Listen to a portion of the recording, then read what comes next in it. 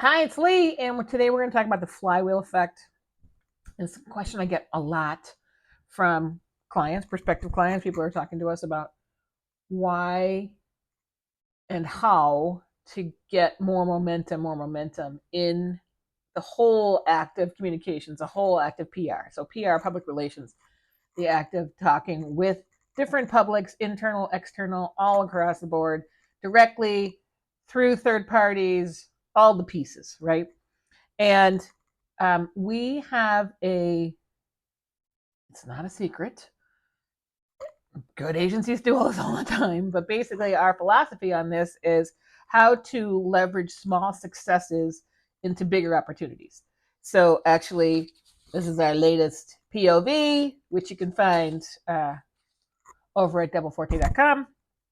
But it's really this concept of the flywheel effect that if you push something, even if it's small, another small thing, all of a sudden you get a lot of action, a lot of traction, and it gets bigger and bigger or faster and faster, as it were. The other piece of that pie, though, is not just of the flywheel effect, which is, if you've read Jim Collins' Good to Great, if you haven't read it, go read it, Good to Great. But really, this idea on the flywheel effect, every turn builds upon previous work as you make a series of good decisions supremely well executed that compound one upon another.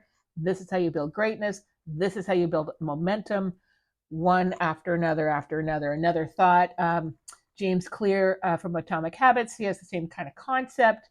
If you improve 1% every day over the course of a year, you will improve more than 37%, which is so appreciable. It takes you from, on a scale, takes you from 70 to 97, kind of thing. Or if you're at 70 and you decrease a 1% every day, you decrease 37%, almost go to zero. No matter where you are on the scale, you almost go to zero if you don't do it. So the concept of keep moving and keep pushing, super, super important in communication, because they were being bombarded all the time by competing messages.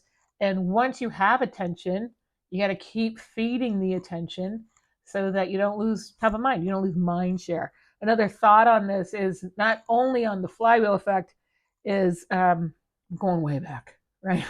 Sir Isaac Newton, the law of motion, which is an object at rest remains at rest, an object in motion remains in motion. And this is the crux, right? You just have to keep on moving. And so we have several clients who had stopped doing the act of communicating with its public, communicating with reporters, communicating with influencers, doing being at events, all that kind of thing.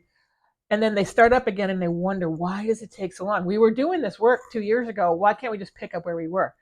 Because the whole world changes. In 2 years, oh my gosh, you have a whole new set of reporters, a whole new set of constituency, a whole new set of competitors, a whole new set of everything.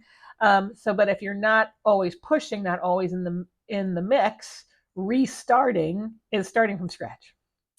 So uh, if you think about the flywheel effect, this virtual cycle of, it's really a positive feedback loop. If you can start small, so imagine, I'll just talk about media relations. So if your goal, maybe your goal is to be in the Wall Street Journal, but you're not a publicly traded, you don't have a big valuation, you're not disrupting a big market, all the things, which begs the question, why do you want to be in the Wall Street Journal? But that's a question we get a lot. I want to be in the Wall Street Journal, but you don't qualify for what they want to talk about, how they sort their the companies that they discuss. Then how do you start small to get big while you build the cred? And the one way to do it is to start smaller in your category, in the topics that you work with, in the trade, in the on your philosophy. Where do at work, local, television, radio, all these different things. What are the niche things you can do that build evidence over time, and then leave basically breadcrumbs for reporters to find when you push them towards them? Putting all of your eggs in one basket, for either an outcome, which is, talking to this many people, is, or being in a specific media outlet, has really low chance of creating a return on that investment because it takes a lot of time. This work takes a lot of time to do. The energy, the preparation, getting everything done. One basket is not going to do it for you over the long haul. So when people ask us, we want to do, these are the outcomes we want, we always come back with, if that's the goal, how do you get from here to here? And what are the things you can do to create momentum to get from here to here? Because there is no such straight line in life, and definitely not in marketing or public relations or communication, because we're human and we don't work in straight lines. So we always counsel our clients on focusing on creating a flywheel that gets you to the goal over time, which at the same time, builds a solid foundation of reputation that sustains positive results for the long haul. So starting from a small thing to get the large thing. Success begets success in this world. If you think about a story that you've seen everywhere, well, it started someplace, it started in one place, and then it got more, and then got bigger and bigger and bigger. It didn't start like everywhere at the same time. It started in one place and got moved and moved and moved. And so one success got another success, got another success. We don't think about it this way often because sometimes you see stories happen, maybe they show up in your Google alerts, or you see them on social media, or they see them in your daily reading all at the same time. But that's not how it works. That might be the result you see, but that is not how it works on the flip side of that. So smaller trade publications, they usually have a very loyal inside baseball specialized readership that will have a jump start on who you are, why you matter, why your point of view, why your philosophy, why your products, whatever it is, works. And building an inside baseball profile is the first place to start, so that if someone who's outside of the industry wants to talk to somebody inside the industry, someone inside the industry knows about you. The death knell is like the Wall Street Journal calls somebody and says, "Hey, what do you know about, pink iPod, iEar, whatever they're called, holders? Never heard of them." Well, then obviously you've just killed your credibility. So building inside baseball, inside the industry awareness, just in the media relations piece, is a great place to start, because they are the reporters that other reporters who don't cover the industry inside out all the time will refer to. And it builds your track record. It also creates an on the record narrative. Every time you have a reporter do something, what are they doing? The publication happens, then they put it on social media, then they put it in their own Substack sometimes, depending on if they're a freelancer or not.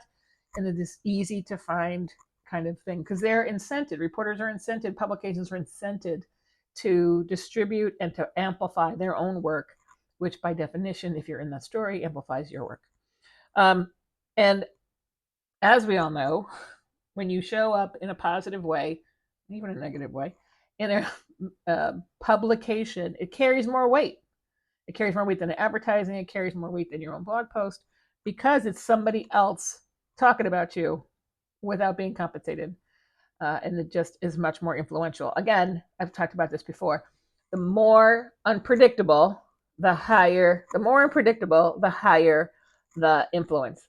The less predictable, the more unpredictable, the higher the influence. The more predictable, meaning paid, the less influence. So more unpredictable or less predictable, higher influence. More predictable, lower influence. And this part of public relations, media relations, is the least predictable part of the whole pie.